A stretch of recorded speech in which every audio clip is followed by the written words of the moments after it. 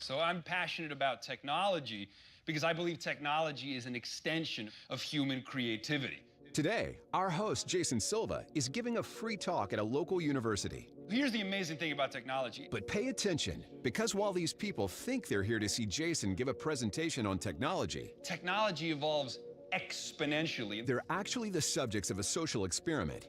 And you're about to see how far these people will go just to fit in with the crowd. The smartphone that you guys have in your pocket is actually 1,000,000 times cheaper, 1,000,000 times smaller, and 1,000 times more powerful than what used to be $60 million in half a building 40 years ago. So far, the crowd seems to be following the speech. So I want to switch gears for a minute and talk about something I think is really mind-blowing as well. Have you guys ever stopped to think just about how a thought is an idea caught in the fangs of consciousness? Huh? Which is why you can put cats in hats, but not hats in cats. The soup is on, so to speak. If it now sounds like Jason is speaking nonsense, Geometry, wisdom, tangerines, it all becomes possible. he is. So eat your soup. So how would you react? Dreamers among us dream about tangerines. Think this crowd will bail? E equals elephant, not the lizard. Or will conformity keep them in their seats? The nervous system, marinating like the afterbirth. Let's just say the only thing more surprising than Jason's Does speech that make sense? is seeing what these people do next. It's time to celebrate. Stick around.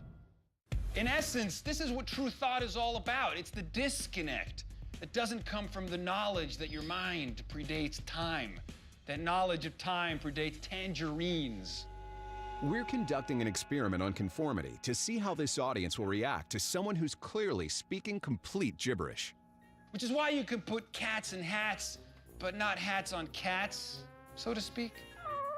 Do you know what I mean? Are you following any of this? That is the elephant in the room. Not the lizard, the elephant. It's reefer madness, geometry, wisdom, tangerines, it all becomes possible. Okay, this is getting weird. How would you react if you were in the audience? Silence? Would you get up and leave? And that is all the time I have for today. Thank you for listening, guys.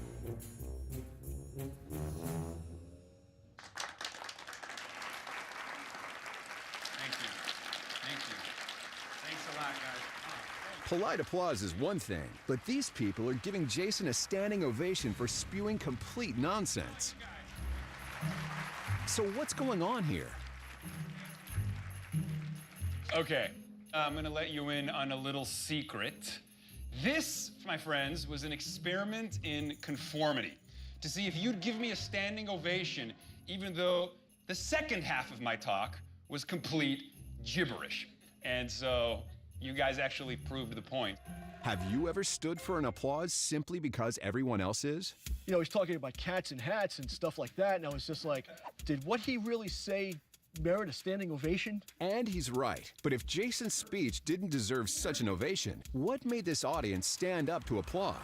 It all started with two very enthusiastic audience members that we planted in the crowd for some added peer pressure. So I start seeing people standing up, so okay, I'll stand up. There was a couple of people that stood and were like really, really enthused about standing. Then everybody else started standing, so I figured it was definitely my fault. A standing ovation doesn't happen because everyone in the audience had the idea to stand up and applaud at the same time.